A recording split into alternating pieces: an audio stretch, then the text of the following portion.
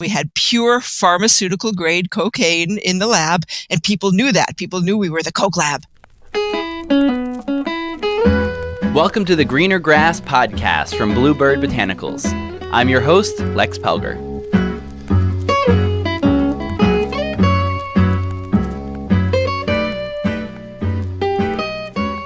If you want a career in the cannabis industry, you need to learn about cannabis. However, there aren't many formal university-level courses out there on the subject. That's where Dr. Martha Rosenthal comes in. She's a neuroscientist who teaches about cannabis and sexuality at the Florida Gulf Coast University, where she is one of the founding members. She's also a passionate firebrand and one of my favorite people to interview. With her colleagues, Dr. Rosenthal has designed courses about cannabis to educate students about the plant, its attributes, and its effects. Thanks to her, the Florida Gulf Coast University is ahead of the educational curve as the United States inches closer and closer to full legalization. So for anybody who wants to get in on this booming cannabis industry, please enjoy this conversation with Dr. Martha Rosenthal. This show is brought to you by BlueBird Botanicals to spread education about cannabis and other things on the greener side of life. BlueBird CBD oil comes from farms in southern Colorado and is grown using only water, soil, and sunlight. Go to bluebirdbotanicals.com for more info. Hello, everybody. I'm very happy to be here with Dr. Martha Rosenthal. Hello, I'm so happy to be here. Thank you for joining us on the show. I'm really excited to have such a talented public speaker. We will link to your TED Talk about gender agenda because it is so well done. And we do like talking about sex on this show, even though we primarily focus more on psychoactives. But it's such a wonderful piece of work that we want to make sure that people see it. Thank you so much. Before we get into designing the courses around cannabis and your other work at the university, I was curious, what was it that you wanted to do when you were very young? Okay, I have to tell this story. It wasn't a real life goal, but I guess I was like 3 or 4 years old. My mother told me this story. And you know how in some of the nice bathrooms at public restaurants that you go in and there's an attendant there and you give them money, they give you a towel. Well, apparently when I was 3 or 4 years old, that's what I wanted to do because I thought it was fabulous. You stand in a bathroom and people hand you money. But my career goals changed since then. Gosh. Well, my mother told me when I was 10 that I was pre-med. She decided. I don't think it was ever really my goal, but that was my ostensible goal for a long time. I was pre-med throughout college and got in and decided I didn't really want to go. So I've been in science pretty much my whole life. I'll tell you though, I'm a reader and a writer. My favorite stuff is the humanities, but in college, I had to make a decision between the two. And I thought, if I go into science, I can still read and write as a hobby. But if you go into English, it's hard to have science as a hobby. So I have a lot of different interests, but I have been studying drugs for pretty much all my life. And it sounds like you have a great background for it. Just to list them off, a BA in biology from UVA, and then a master's in neuropharmacology from Brown, and then a PhD in neuroscience from UCLA. And just a bunch of great programs, a bunch of different directions. And I was wondering what it was like doing science and what kind of projects you worked on through this time. Well, for my master's, I studied cocaine. And I got to tell you some good stories. There's some good stories studying cocaine. We had a license and we had pure pharmaceutical grade cocaine in the lab, and people knew that. People knew we were the Coke lab. And so when you walk into the lab, I hope I'm not giving this away, but you walk into the lab and there's a cabinet with a big heavy chain across the cabinet, and people assumed that's where the Coke was. Actually, we kept it in a drawer with the paper clips and the pencils in a crumpled paper bag because no one would think we'd hide the cocaine there. But so we studied cocaine and the effect on the brain. And then I was supposed to be for a PhD program, actually, but I read an article about REM sleep. And the gist of it is that fetuses dream. And my little brain exploded. What does a fetus dream about? And so I quit my program with a master's and moved across the country to go to UCLA to be in one of the primary sleep research fields in the world. And so I started studying REM sleep from there.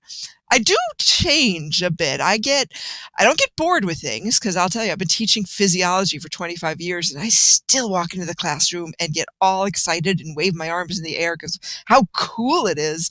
But I do like learning new things all the time. So, I've studied drugs, I've studied the brain, I've studied sex for many years. So I tend to have a lot of interests and pursue them all. Can you tell us more about the sex research? Sure, that was an interesting journey into that. A friend of mine, a colleague of mine here at FGCU, did get her degree studying sex, and she was teaching a course in sexuality, the psychology of sexuality. And I thought, hey, I could do that too. And so I just did a special topics course on the biology of human sexuality. And it was just going to be teaching it a couple times, but a publisher came to me because I'd done another textbook, and they came to me and said, we want you to do a textbook for us. And I said, sure, I want to do one on the physiology of women. Let me do that. And they said, no, we want a textbook on sexuality. I said, but it's not my field. They said, you'll do fine. And so I said, okay, I'll do a textbook on sexuality. So did a deep dive, so to speak, and a ton of research. And just for 18 years, I really researched sexuality. I didn't have a lab, which people always want to know. So I did more academic pedagogical study. So I did the textbook, but I learned a lot, and I've been teaching it pretty much every semester for 16 years. What's it like teaching a sexuality class to university students? Like their interest and the way the class evolves. I love teaching about the drugs. I love teaching this cannabis class. I think in some ways, though, the human sexuality class is my favorite. First of all, it's a captive audience. Everyone wants to know about it. And in that class, I really feel like I'm making a difference in the world because they're coming in and they're getting real life questions answered, and human sexuality touches every aspect of our lives. I mean, love and identity and parenthood and expression, all those things are so important to who we are. And I love the opportunity to really talk honestly and openly about it. And the very first time I taught the human sexuality class, we're not used to talking about these things in America. We're fairly sex negative. And can I say the word penis? Can I do that? I'm about to. So I remember the first time teaching it and just being like, penis, and being like making all embarrassed and not being able to say it. But after teaching it for a while, I'm penis, penis, penis all day long. In restaurants, I'll talk penises, and people turn and look. And so you get really comfortable with it. And that's my goal, is to get the students comfortable with it. At first day, they're all giggly and embarrassed, but by the end, they're contributing, they're talking, they're asking questions, and they share. They share their lives. And sometimes in front of the class, sometimes to me, they come and ask sometimes very personal questions. And I got to tell you, I am honored that I can be there to answer those questions and alleviate some fears and to let them know what the truth is. Because there's a lot of misinformation out there about sex, as there is about drugs as well. So I tend to teach things that are really important to people, but have social judgments put on them. And so there's a lot of false information out there because of the social judgments. It's great to hear somebody focusing on sexuality, just because it's such a neglected field of science, and yet evolution prizes reproduction so highly, and yet Western science can't seem to get its past this Victorian model of treating this like one other physiological system that we need to know more about for a lot of different reasons. Yep. Yeah. It affects every aspect of our lives. And so just to move away from sex and drugs for a little bit, after this work, it's amazing how you create a spot where you can do so much of this teaching. And so not only are you a university professor, but you actually helped found Florida Gulf Coast University, which is something you don't get to hear about, the founding of universities, very often. And I was curious about what that process was like. That was such a cool opportunity. I'm so grateful I was able to come here. I was teaching at University of Florida in the College of Pharmacy, and I loved it there. It's a beautiful school. It's a great school. But then I heard that they're opening a new university, a new state university in Fort Myers. And how often do you get to open a university? Usually never.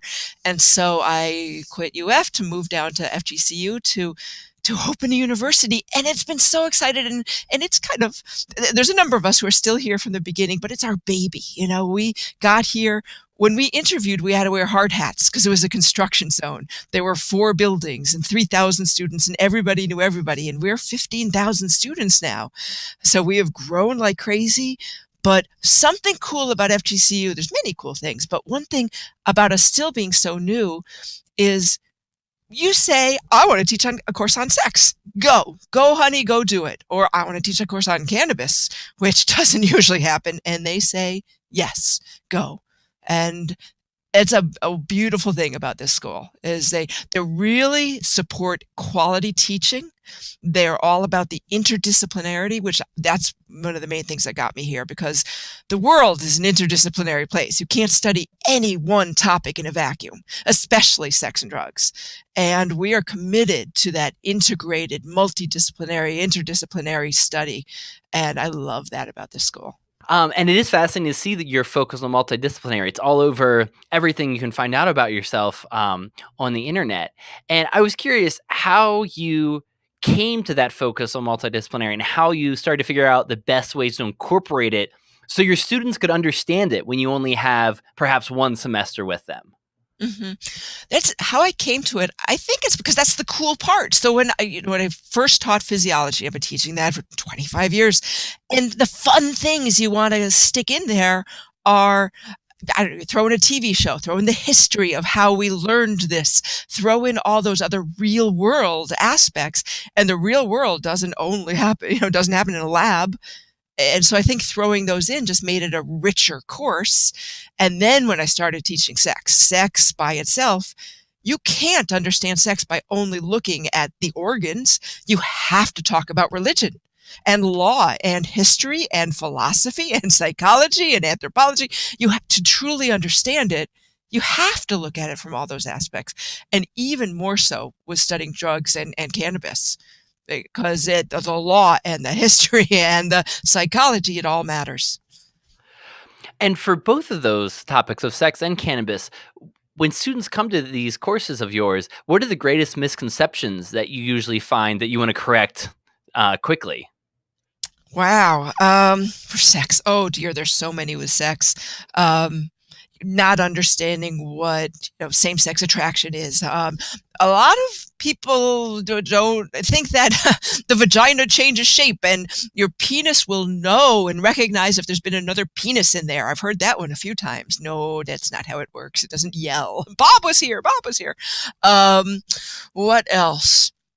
There's a lot, because how do you get the information? I always ask the students, where do you learn this stuff? And they learn it from their friends, and their friends are learning it from other friends, and you get it from the internet. And there's some wonderful sources on the internet, but there's some idiotic sources on the internet too. So we are not committed in America to true comprehensive sex ed, and which is one of the main reasons we are number 1 for teen pregnancy and STIs. Yay, Team America, we're number 1. And we're now number 1 for maternal and infant mortality in the industrialized world. And a lot of that is, lack of insurance, hospitals not following protocol, but a lot of it is lack of sex ed. So usually there's a lot of misconceptions that we clear up. Now for drugs, gosh, there's a lot there too. People, this new generation, they are more in tune, I think, to the realities of cannabis than the older generations. But sometimes they're just getting it from, I did this and that was my response. Well, great, that was your response, but it doesn't mean it's everybody's. When you were designing the course, Weed, the Impact of Marijuana on American Life, how did you imagine the flow of what you wanted people to know? Well, I'll tell you this, the course began with Sam Walsh. He is a colleague of mine. His background is actually stand-up comedy and public speaking. And he proposed the course. And he said, let's teach a course on weed. And I found out about it that night. And the next day called him and said, I must be in on this because I had just published or was about to publish my textbook on human sexual on drugs, the other book on drugs and society.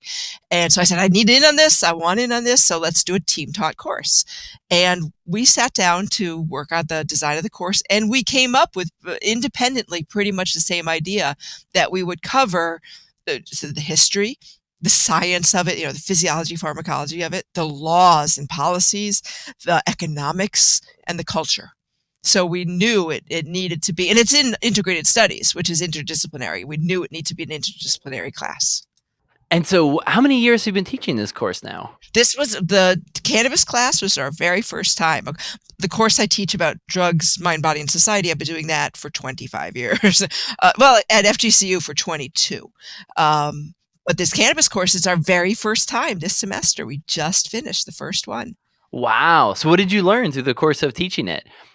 Oh, wow. It was drinking from the fire hose, as they say, because I did a deep dive in the research, and because I wanted to know it all. I wanted to learn as much as I can. And I came in with a lot of knowledge after writing the textbook.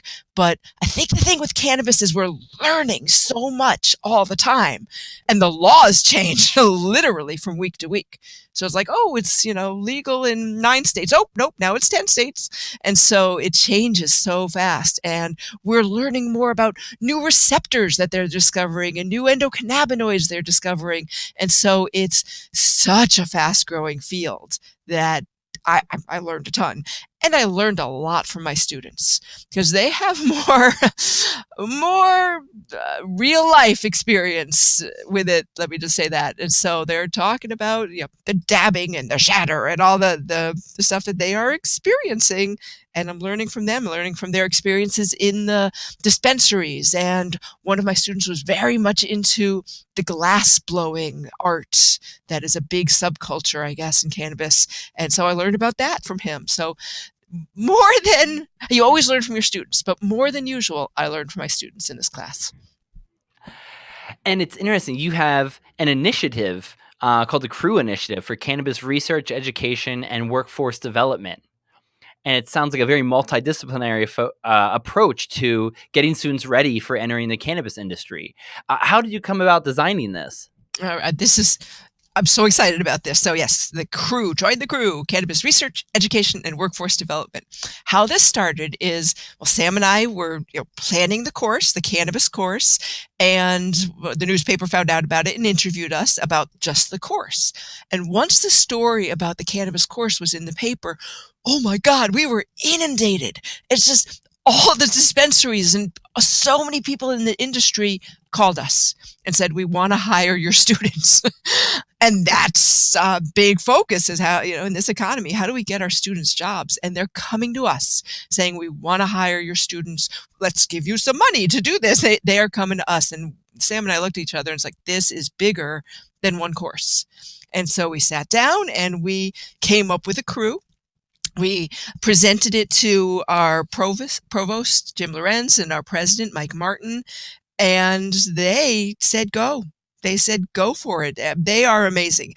That is not going to happen at most universities, to be honest. I think because we're young, because we have great leadership, they're forward-thinking, innovative, supportive, they said go, and we're getting in early. In 5 years, everyone's going to want to do this, but because it is the fastest growing industry in the country. So we're getting in early on this. They said go. They gave us some seed money. And I'm involved with planning the educational part of it. Sam is taking charge of workforce development and getting our students jobs and working on the internships. And we're slowly building to the research. I have a project planned for the spring, but I'm mostly right now working on the education. So we are going to have, we have a major, the integrated studies major, which is an interdisciplinary major, and we will have a cannabis pathway. So you can take 18 courses in cannabis in the integrated studies major. And we're also going to have an educational certificate through continuing ed, an intensive 5-day workshop. That's for anyone in the community and the industry who don't want to get another major. What array of courses would people be able to take in this degree program? There's some basic core courses in the integrated studies major, foundations of civic engagement, colloquium, which is explores sustainability, which is related. Let's talk hemp and its sustainability and sustainable growth and cultivation practices. There's a capstone course, which is a senior project. And then in the cannabis courses, we have a bunch of them. We're going to have the overview cannabis course that we just taught, which is, I described the overview of cannabis. The course I've been teaching for many years, an overview of drugs, mostly recreational drugs, and their history and their use and their effects. Then we're going to have a course on cannabis laws and policies. I expect that one to change every week. We'll have a course on horticulture and botany, one on cannabis and the unique challenges of cannabis with the banking situation, the tax situation. We're going to have one on the pharmacology and physiology of cannabis, its effects, and also and the medicinal uses and how to do research. We're going to have cannabis and culture, the literature, the music, the television and movies, religion.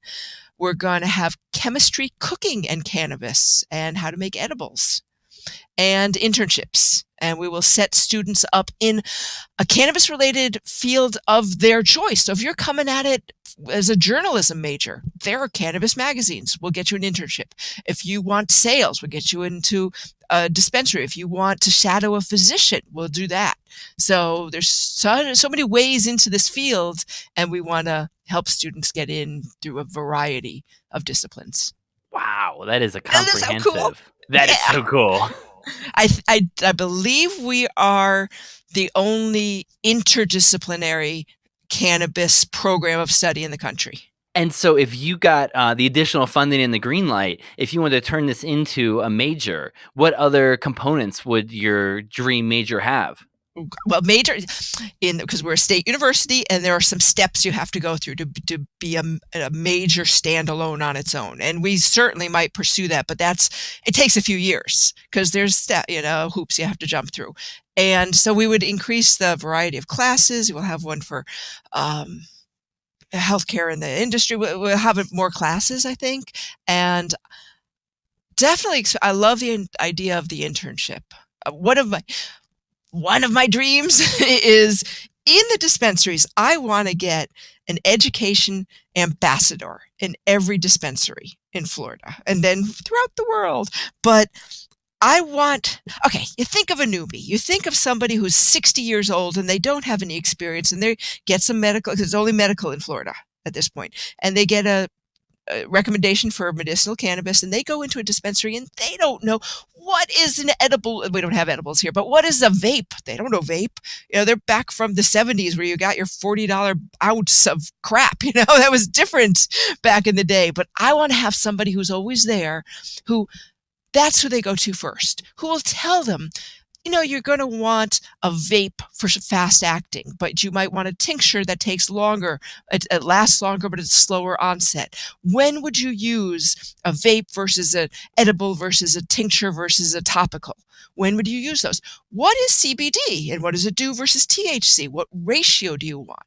What dosage? Because it's not an ounce anymore, it's milligrams. So to explain to somebody, and this seems to me like a win-win, because it's good for the patients who, that's somebody to lead them into this, and they're not just standing there in front of the bud tender feeling like they're wasting time. It's going to be somebody to make it easier and allay their fears. It's going to be better for the dispensaries because they don't have to spend time doing that, and there's always somebody there. It's better for the public because there's education out there. So I think it's just I'm excited about this idea, and so we can expand on that as we go. But that's definitely part of the internship that I want to see come to fruition. It must be exciting to think about all the students that can pass through this and go out there to just make the world a greener place. Yes. And, it's about, I'm not saying everyone should go into cannabis, but if you're going to, let's be educated.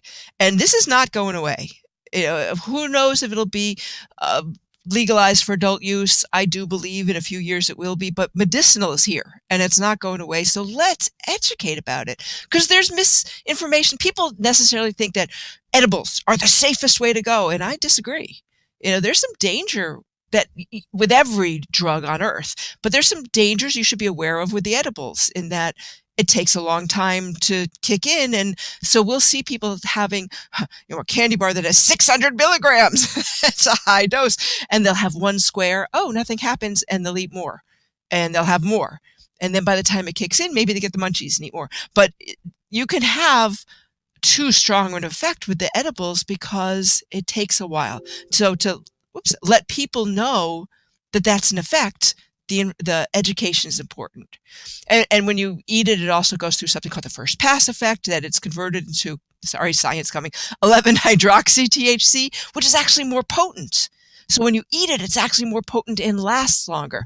Now, for certain things, it's great. If you want it, for insomnia, you take it overnight. Super, it lasts for a long time. But you need to know when you might want to take an edible versus a vape. And so I just want the education out there. I just want people to know the good and the bad, the realities rather than the fallacies. And do you have ideal students or certain backgrounds that you're especially hoping to attract to a program like this? Oh, see, I love the interdisciplinary approach because I think you get a richer classroom experience when you hear from an art major and a religion major and somebody who's pre-med and a history major. I think it makes it better. So I don't personally, my background is the medicinal. And so I'm doing a project with some of my pre-meds. They're going to do a best practices survey of physicians. So, my heart beats particularly strong for the science of it, but and my soul is with the humanities. So I don't have a preference. I want to see them all. And do you have other research projects you might want to talk about that you get done when you're not teaching?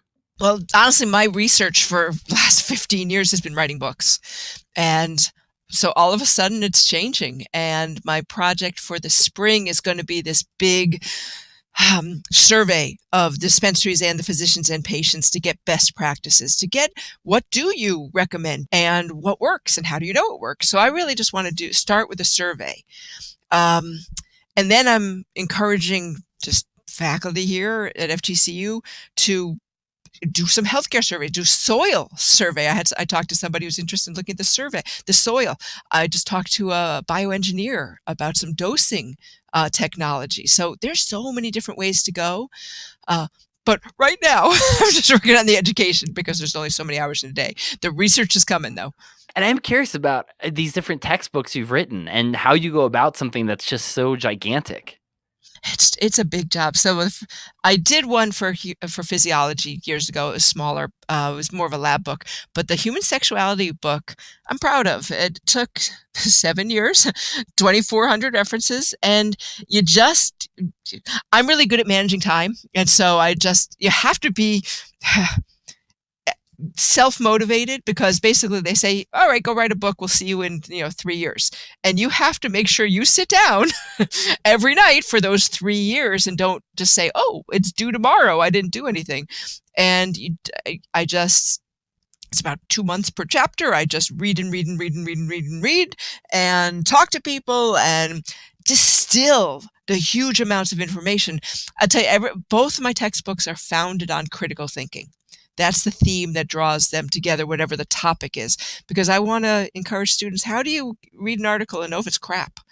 How do you say this is good science and this is not?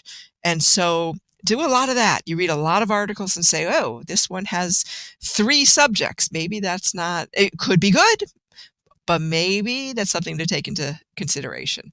So you got to be self-motivated. You got to read a lot, write a lot, and rewrite a lot. You go through, I think, like 40, this is not exaggeration, 47 drafts of a chapter, something like that. And it looks like an excellent book. One thing, though, if you look at the search history on my computer, and it's like how to make meth in your kitchen and where to find a threesome. And I swear it's research. It's research. But yeah, it looks very suspicious. You just sound like one of those university professors who changes a lot of students' lives with your enthusiasm.